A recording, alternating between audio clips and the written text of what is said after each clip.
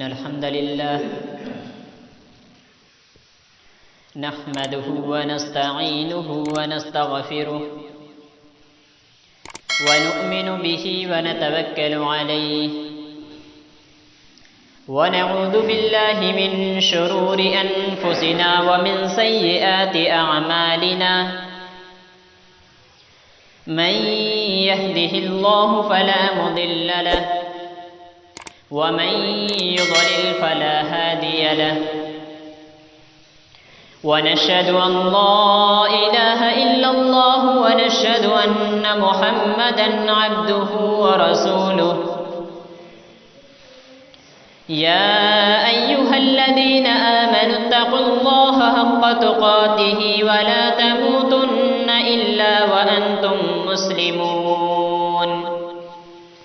يا أيها الناس اتقوا ربكم الذي خلقكم من نفس واحدة وخلق منها زوجها وبث منهما رجالا كثيرا ونساء واتقوا الله الذي تساءلون به والأرحام إن الله كان عليكم رقيبا يا أيها الذين آمنوا اتقوا الله وقولوا قولا سديدا يصلح لكم أعمالكم ويغفر لكم ذنوبكم ومن يطع الله ورسوله فقد فاز فوزا عظيما أما بعد فإن خير الحديث كتاب الله وخير الهدي هدي محمد صلى الله عليه وسلم وشر الأمور محدثاتها وكل محدثة بدعة وكل بدعة ضلالة وكل ضلالة في النار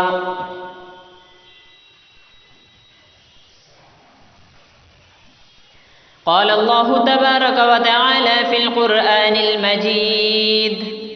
أعوذ بالله السميع العليم من الشيطان الرجيم بسم الله الرحمن الرحيم ومن آياته أن خلق لكم من أنفسكم أزواجا لتسكنوا إليها وجعل بينكم مودة ورحمة وعن ابن مسعود رضي الله عنه قال لنا رسول الله صلى الله عليه وسلم يا معشر الشباب من استطاع منكم الباء فليتزوج فإنه أغض للبصر وأحسن للفرج رب اشرح لي صدري ويسر لي أمري واحلل عقدة من لساني يفقه قولي سبحانك لا علم لنا إلا ما علمتنا إنك أنت العليم الحكيم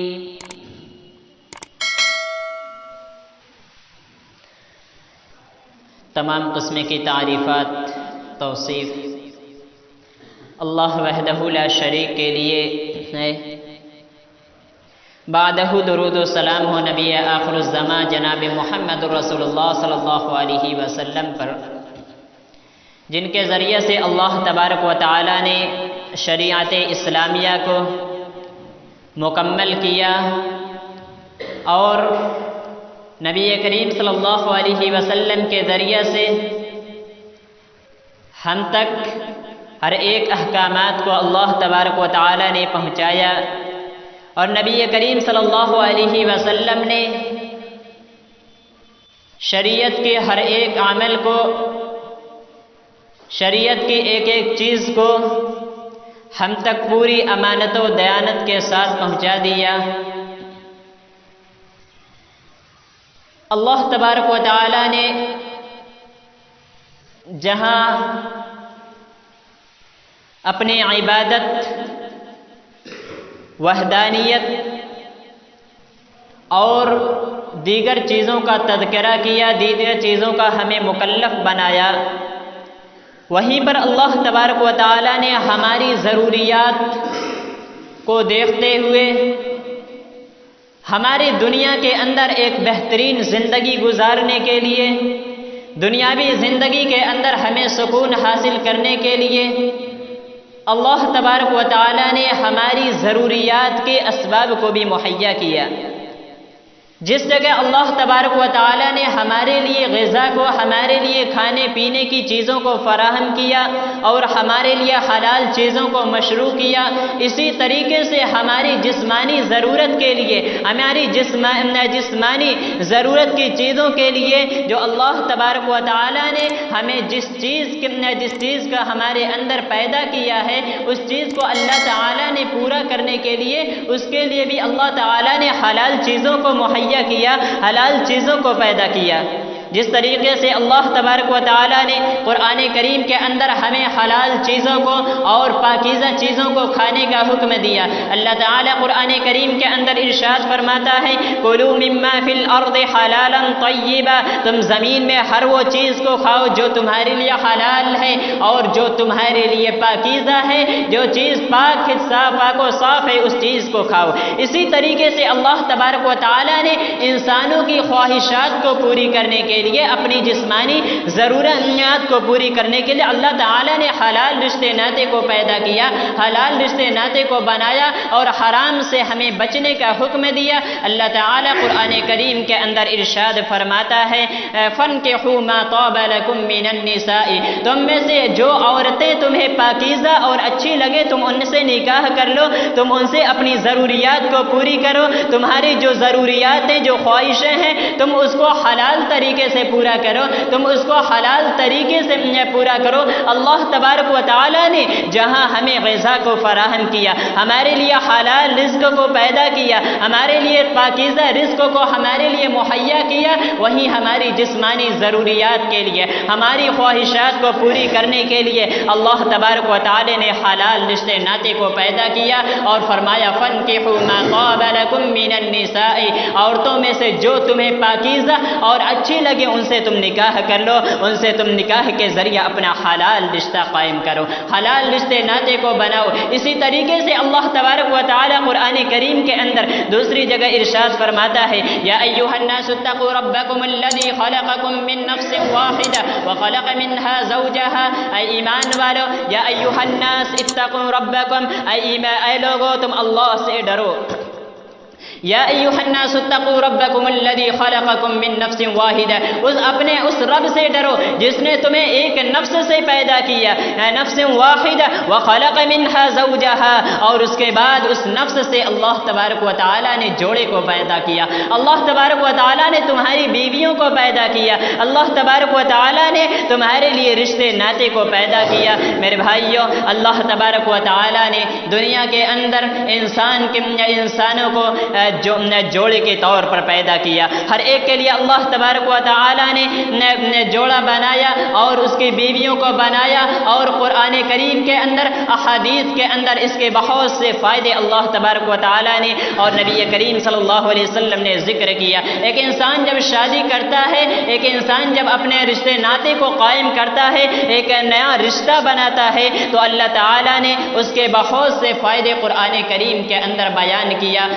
اللہ تبارک و تعالیٰ نے سب سے پہلے ایک جگہ اللہ تبارک و تعالیٰ نے بیویوں کے ذریعے سے انسانوں کو سکون حاصل کرنے کا اسباب بنایا کہ ایک انسان جب شادی کرتا ہے، وہ جب نیا رشتہ بناتا ہے اور اس سے ایک اچھی تعلقات قائم کرتا ہے، تو اللہ تبارک و تعالیٰ نے اس کو اپنی بیویوں کو اس کے لیے سکون کا ذریعہ بنایا ہے کہ ایک انسان اپنی بیوی سے سکون حاصل کرتا ہے، اس کے ذریعے سے وہ سکون حاصل کرتا ہے۔ اللہ تبارک و تعالیٰ قرآن کریم کے اندر ارشاد فرماتا ہے وَمِنْ آيَاتِهِ أَنْ خَلَقَ لَكُم مِّنْ أَنفُسِكُمْ أَزْوَاجًا لِتَسْكُنُوا إِلَيْهَا، یہ اللہ تبارک و تعالیٰ کی نشانیوں میں سے ایک نشانی ہے کہ اس نے تمہارے نفس میں سے، تمہارے ہی اندر سے اس نے تمہاری بیویوں کو پیدا کیا، لِتَسْكُنُوا إِلَيْهَا، تاکہ تم اس سے سکون حاصل کرو، تم اس کی طرف سے سکون حاصل کرو، اور لِتَسْكُنُوا إِلَيْهَا، اور اللہ تبارک و تعالیٰ نے سکون حاصل کرنے کے لیے اللہ تعالیٰ نے اس اسباب کو بیان کیا، وَجَعَلَ بَيْنَكُمْ مَوَدَّةً وَرَحْمَةً، اور اللہ تبارک و تعالیٰ نے ان کے درمیان ایک ایسی محبت کو قائم کیا، اللہ تبارک و تعالیٰ نے ان کے درمیان ایک ایسی محبت کو بنایا جس کے ذریعے سے وہ اس کے ذریعے سے ایک انسان سکون حاصل کرتا ہے، ایک انسان اسے سکون پاتا ہے۔ اللہ کہتا ہے وَجَعَلَ بَيْنَكُمْ مَوَدَّةً ورحمہ، ہم نے اس کے لیے تمہیں آپس میں رحم دل بنایا اور آپس میں محبت والا بنایا۔ تو یہ ایک فائدہ، شادی کا ایک فائدہ یہ ہوتا ہے کہ ایک انسان اپنی بیوی سے سکون حاصل کرتا ہے، وَجَعَلَ بَيْنَكُمْ مَوَدَّةً وَرَحْمَةً، اور اس کے درمیان اللہ تبارک و تعالیٰ نے الفت و محبت بنایا، اس سے ایک انسان سکون حاصل کرتا ہے۔ اسی طریقے سے دوسرا فائدہ یہ ہے کہ جب ایک انسان شادی کرتا ہے، جب ایک انسان اپنا نکاح کرتا ہے تو اللہ تبارک و تعالیٰ اس کے مال و اسباب میں برکت عطا کرتا ہے۔ اس کے اگر وہ فقیر ہوتا ہے، وہ مسکین ہوتا ہے، وہ غریب ہوتا ہے، اس کے پاس مال و متاع نہیں ہوتی، اس کے پاس اسباب نہیں ہوتے، اس کے پاس زندگی گزارنے کے مال و دولت نہیں ہوتی، اللہ کہتا ہے ہم ایسے شخص جب وہ شادی کرتا ہے، جب ایسا شخص نکاح کرتا ہے تو ہم اس کے لیے ہم اس کو فقیر اس کو ہم غنی بنا دیں گے، اس کو مال و دولت عطا کریں گے۔ اللہ تعالیٰ کہتا ہے وَانكِحُوا الْأَيَامَ مِنكُمْ، جو تم میں سے غیر شادی شدہ ہیں، جو تم میں سے شادی نہیں کیے ہیں، وَانكِحُوا الْأَيَامَ، تو چاہیے کہ تم ان کی شادی کر دو۔ اور اسی طریقے سے وَالصَّالِحِينَ مِنْ عِبَادِكُمْ وَإِمَائِكُمْ، اور جو تم میں سے جو غلام تمہارے ہیں، جو تمہیں نیک غلام ہیں، جو تمہاری لونڈیاں ہیں، تم ان کی بھی شادی کر دو۔ اور اگر فقیری سے ڈرتے ہو وَإِن يَكُونُوا فُقَرَاءَ، اگر تمہارے پاس فقیری ہے، تمہارے پاس مال و اسباب نہیں ہے، تمہارے پاس دولت نہیں ہے، تمہارے پاس شادیوں کے لیے اور اس کے زندگی گزارنے کے اسباب نہیں ہے، تو اللہ کہتا ہے یغنیہم اللہ من فضلہ، اللہ تبارک و تعالیٰ اپنے فضل و کرم سے، اللہ تبارک و تعالیٰ اپنے فضل و کرم سے تمہیں غنی کر دے گا، اللہ تبارک و تعالیٰ اپنے فضل و کرم سے تمہیں مالدار کر دے گا، تمہارے لیے اللہ تبارک و تعالیٰ اسباب مہیا کر دے گا، تمہارے لیے اللہ تعالیٰ مال و دولت کا ایک راستہ تیار کر دے گا۔ آج کہا جاتا ہے کہ ہمارے پاس مال و دولت نہیں ہے، ہمارے پاس خرچے اٹھانے کے لیے اسباب نہیں ہے، ہمارے پاس اتنے رقم نہیں ہے کہ اگر ہم شادی کریں گے، اگر ہم نکاح کرتے ہیں تو ہم اس کے خرچے اٹھا سکیں، ہم ان کے لیے ان کے رہنے اور کھانے پلانے کے بندوبست کر سکیں، ہمارے پاس اتنی استطاعت نہیں ہے۔ میرے بھائیو، اللہ کہتا ہے اگر تمہارے پاس مال و اسباب نہیں ہے، اگر تمہارے پاس مال و دولت نہیں ہے، اگر تم فقیر ہو، تم مسکین ہو، تمہارے پاس اسباب نہیں ہے، تو تم شادی کر لو، اللہ تعالیٰ اپنے فضل سے تمہیں غنی کر دے گا، اللہ تعالیٰ اپنے فضل سے تمہیں مالدار بنا دے گا، اللہ تبارک و تعالیٰ اپنے فضل و کرم سے تمہارے پاس اس کی برکت سے اللہ تبارک و تعالیٰ تمہیں ایسے اسباب کو مہیا کر دے گا کہ تم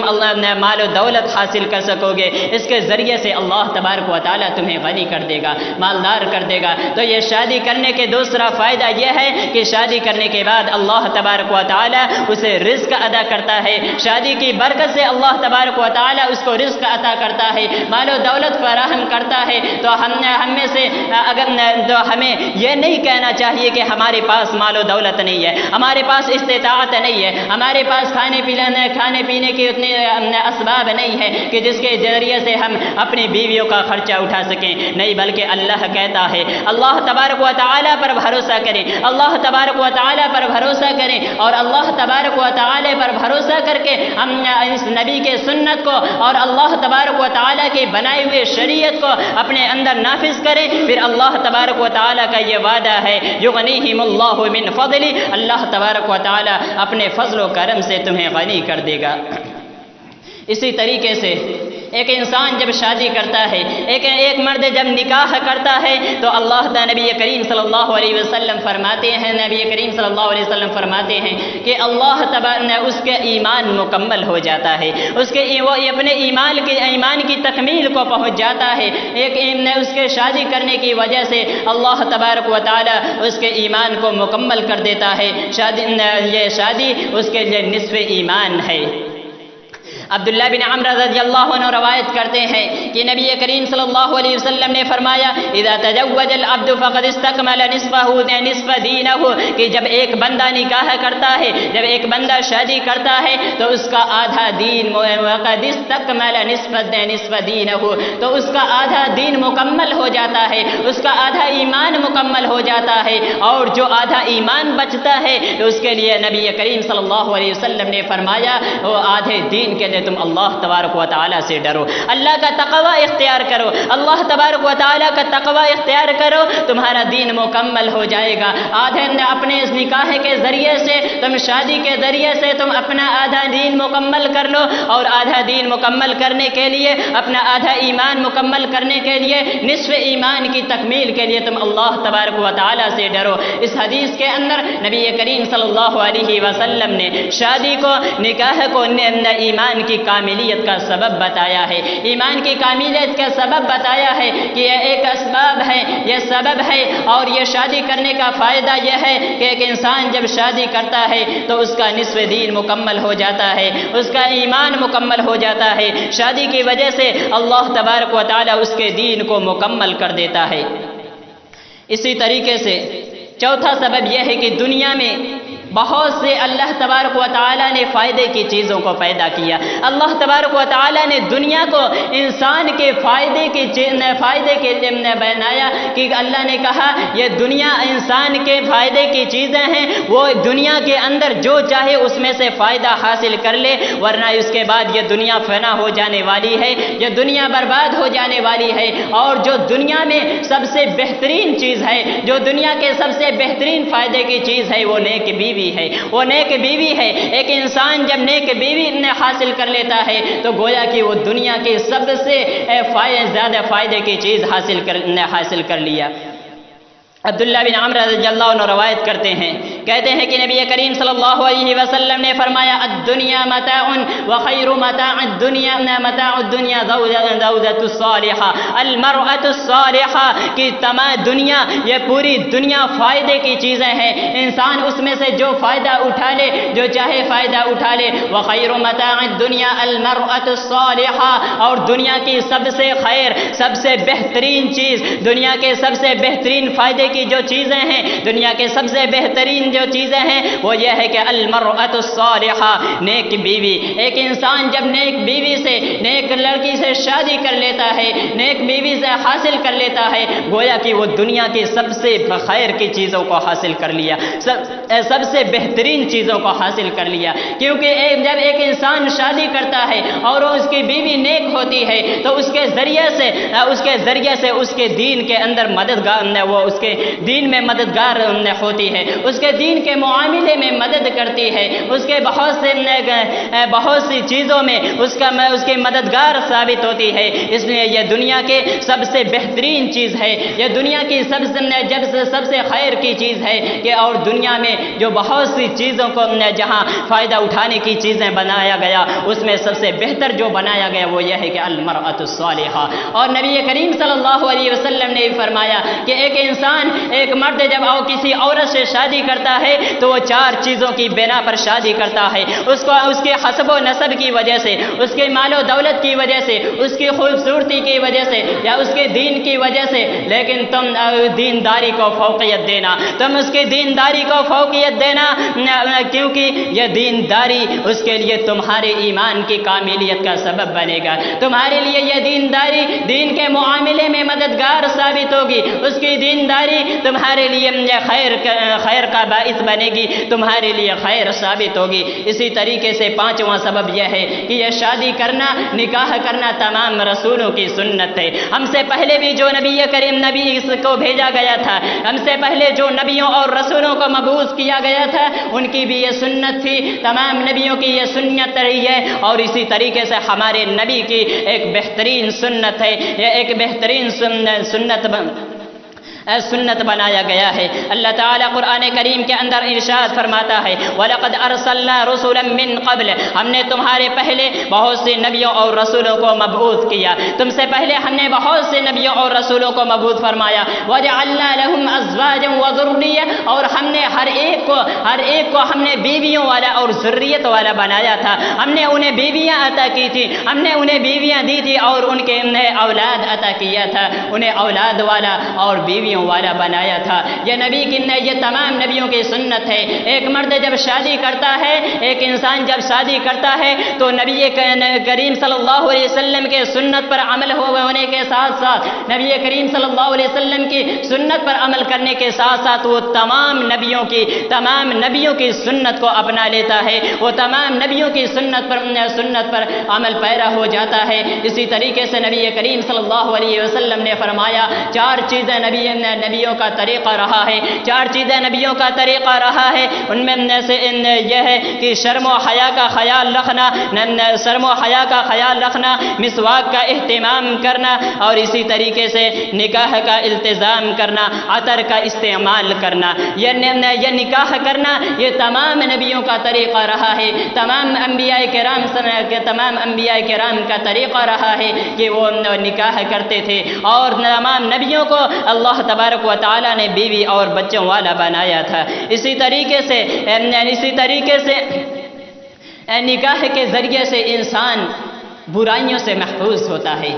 ایک انسان جب شادی کرتا ہے، جب نکاح کر لیتا ہے تو وہ بہت سی برائیوں سے محفوظ ہو جاتا ہے، اس کے نگاہوں کی حفاظت ہوتی ہے، شرمگاہوں کی حفاظت ہوتی ہے۔ نبی کریم صلی اللہ علیہ وسلم نے فرمایا، عبداللہ بن مسعود رضی اللہ عنہ روایت کرتے ہیں کہ ہم لوگ نبی کریم صلی اللہ علیہ وسلم کے ساتھ نوجوان تھے، نبی کریم صلی اللہ علیہ وسلم نے ہمیں مخاطب کر کے فرمایا یا معشر الشباب من استطاع منکم الباء فلیتزوج، اے نوجوانوں کی جماعت سنو، من استطاع منکم الباء، جس کو تمہارے پاس شادی کرنے کی طاقت ہے، جس کو تمہارے پاس شادی کرنے کی طاقت ہے، فلیتزوج، تو چاہیے کہ تم شادی کر لو، تمہیں چاہیے کہ شادی کر لو، فإنہ اغض للبصر، کیونکہ یہ شادی، یہ نکاح اغض للبصر، نگاہوں کو جھکا دیتی ہے۔ ایک انسان جب شادی کر لیتا ہے اپنی بدنگاہی سے محفوظ ہوتا ہے، اس کی نگاہیں محفوظ ہوتی ہیں، وہ گناہوں کرنے سے محفوظ ہوتا ہے۔ اسی طریقے سے وَأَحْسَنُ لِلْفَرْجِ، انسان اپنی شرمگاہ کی حفاظت کرتا ہے، اس کے ذریعے سے اس کے شرمگاہوں کی حفاظت ہوتی ہے۔ اس طریقے سے اس کے علاوہ انسان شادی کے ذریعے سے بہت سی برائیوں سے محفوظ ہو جاتا ہے، بہت سی برائیوں سے بچا ہوا ہوتا ہے، بہت سی برائیوں سے وہ محفوظ ہو جاتا ہے، اور اس کے نگاہوں کی حفاظت ہوتی ہے، اس کے شرمگاہوں کی حفاظت ہوتی ہے۔ اسی طریقے سے ساتواں فائدہ یہ ہے کہ ان میں رشتے ناطے کا اضافہ ہوتا ہے، رشتے ناطے کا اضافہ ہوتا ہے، جس سے انسان قوی بنتا ہے، جس سے انسان کی طاقت ہوتی ہے، انسان کے قوی ہونے کا سبب بنتا ہے، اور نبی کریم صلی اللہ علیہ وسلم کی امت میں اضافہ کا سبب ہوتا ہے۔ نبی کریم صلی اللہ علیہ وسلم نے فرمایا کہ تم 2 3 4 شادیاں کرو، تاکہ میں اور زیادہ سے زیادہ بچے پیدا کروں، تاکہ میں کل قیامت کے دن اپنی امتوں پر فخر کروں گا، اپنی امت کی کثرت پر، اپنی امت کی زیادتی کو دیکھ کر میں فخر کروں گا، میں دیکھوں گا کہ میری امت تمام نبیوں کی امتوں سے زیادہ ہوں گی، جو بھی نبی ہوں گے ان میں سے سب سے زیادہ میری امت ہوگی، اور میں اپنی امت پر فخر کروں گا۔ یہ 7 اسباب میں نے آپ کے سامنے ذکر کیا، جو قرآن و حدیث کے متعلق اللہ تعالیٰ نے اور نبی کریم صلی اللہ علیہ وسلم نے یہ فائدہ ذکر کیا۔ اس کے علاوہ بھی اسباب ہیں، اسی طریقے سے طبی طبی اعتبار سے، طبی نظر سے بھی اور سائنٹسٹ ریسرچ کے مطابق بھی بہت سے شادی کے اسباب ہیں کہ ایک انسان جب شادی کرتا ہے تو وہ بہت سی برائیوں سے، بہت سی بیماریوں سے محفوظ ہو جاتا ہے۔ بہت سی ایسی بیماری ہوتی ہے جو اس کے غیر شادی شدہ پر زیادہ اثر کرتی ہے، لیکن شادی شدہ ہونے کے بعد وہ جب شادی کر لیتا ہے اور اس کے درمیان اور زوجین کے درمیان ایک بہترین رشتہ قائم ہوتا ہے تو اس کی وجہ سے اس کے بہت سی برائیاں، بہت سی بیماریوں سے محفوظ ہوتا ہے۔ اسی طریقے سے ایک ریسرچ کے مطابق سائنٹسٹ نے بتایا کہ ایک انسان جب شادی کر لیتا ہے اور اس کے درمیان ایک بہترین رشتہ قائم ہوتا ہے تو اس کے ہارٹ اٹیک کی 66% چانس کم ہو جاتی ہے۔ اور اسی طریقے سے اس کے علاوہ بہت سی ایسی بیماریاں ہوتی ہیں جس سے ایک شادی شدہ انسان اس سے محفوظ ہونے کا زیادہ چانس ہوتا ہے۔ اور یہ نبی کریم صلی اللہ علیہ وسلم کی ایک بہترین سنت ہے۔ عبداللہ بن مسعود رضی اللہ عنہ کہتے ہیں کہ اگر مجھے معلوم ہو جائے کہ میری زندگی کے صرف 10 دن باقی رہ گئے ہیں اور پھر بھی میں اس وقت بھی شادی کروں گا تاکہ میں نبی کریم صلی اللہ علیہ وسلم کی سنت پر عمل کر سکوں اور کل قیامت کے دن میں اس حال میں نہ جاؤں کہ میں وہاں غیر شادی شدہ رہوں۔ ایک انسان جب نیک بیوی دنیا کے اندر حاصل کرتا ہے، جب نیک بیوی دنیا کے اندر بناتا ہے تو کل قیامت کے دن بھی، کل جنت میں اس کی بیوی اس کے ساتھ ہوگی۔ اسی طریقے سے بہت سارے فوائد اس کے ہیں اور نبی کریم صلی اللہ علیہ وسلم نے اس پر بہت ہی زور دیا ہے اور تمام صحابہ کرام نے اس پر عمل کیا ہے۔ اس کے ذریعے سے اگر ہم اپنے نوجوانوں کی شادی ان کے وقت پر کرتے ہیں، اگر نوجوانوں کی شادی نبی کریم صلی اللہ علیہ وسلم کے بتائے ہوئے سنت کے مطابق کریں تو جو ہمارے معاشرے میں بہت سی برائیاں ہیں، جو ہمارے معاشرے میں بہت سی خرابیاں ہیں، وہ اس کے ذریعے سے ہم اس کا خاتمہ کر سکتے ہیں۔ ہم اس کے ذریعے سے اپنے معاشرے کی بہت سی برائیوں کو ختم کرتے ہیں اور ہم نبی کریم صلی اللہ علیہ وسلم کی سنت کے مطابق عمل کر سکتے ہیں۔ اور اللہ تبارک و تعالی نے جو اس کے فائدہ بتایا ہے اور جو اللہ تبارک و تعالی نے اس کا جو بھی فائدہ بتایا ہے اس کو ہم حاصل کر سکتے ہیں۔ اس لیے ہمیں چاہیے کہ ہم نبی کریم صلی اللہ علیہ وسلم کی اس سنت کو زندہ کریں اور اپنی زندگی جو بھی زندگی ہے اس کو برباد نہ کریں، بلکہ اپنے نبی کریم صلی اللہ علیہ وسلم کی سنت کو اپنی زندگی میں پیدا کریں۔ اس کے مطابق اللہ تبارک و تعالی اپنے وعدے کے مطابق ہماری مدد کرے گا۔ اللہ تبارک و تعالی اپنے وعدے کے مطابق ہمارے معلوم دولت میں برکت دے گا، ہمارے لیے اس کا سکون کا ذریعہ بنائے گا۔ اسی طریقے سے جو بھی اس کے فوائد ہیں ہم اس کے ذریعہ حاصل کر سکتے ہیں۔ الہ العالمین سے دعا ہے کہ رب العالمین ہم تمام مسلمانوں کو جو بھی نبی کریم صلی اللہ علیہ وسلم کی سنت ہے اسے ہمیں اپنانے کی توفیق عطا فرما۔ الہ العالمین جو بھی شادی کے اصل مقصد ہیں ان مقاصد کو اپنی عملی زندگی میں لانے کی توفیق عطا فرما۔ الہ العالمین ہمیں اس نبی کریم صلی اللہ علیہ وسلم کی سنت پر زیادہ سے زیادہ عمل کی توفیق عطا فرما، آمین۔ وما علینا الا البلاغ المبین۔ اقول قولی هذا استغفر الله لي ولكم ولسائر المسلمين فاستغفروه انه هو الغفور الرحيم۔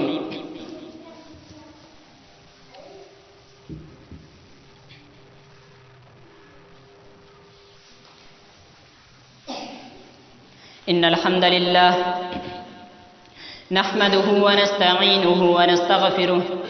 ونؤمن به ونتوكل عليه ونعوذ بالله من شرور أنفسنا ومن سيئات أعمالنا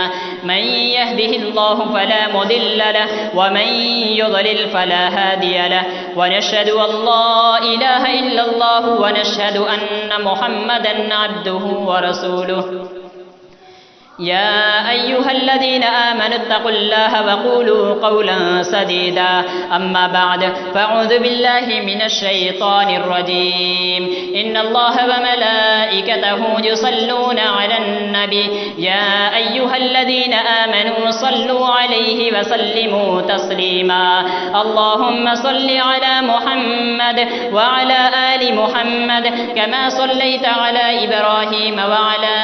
آل إبراهيم إنك حميد مجيد اللهم بارك على محمد وعلى آل محمد كما باركت على إبراهيم وعلى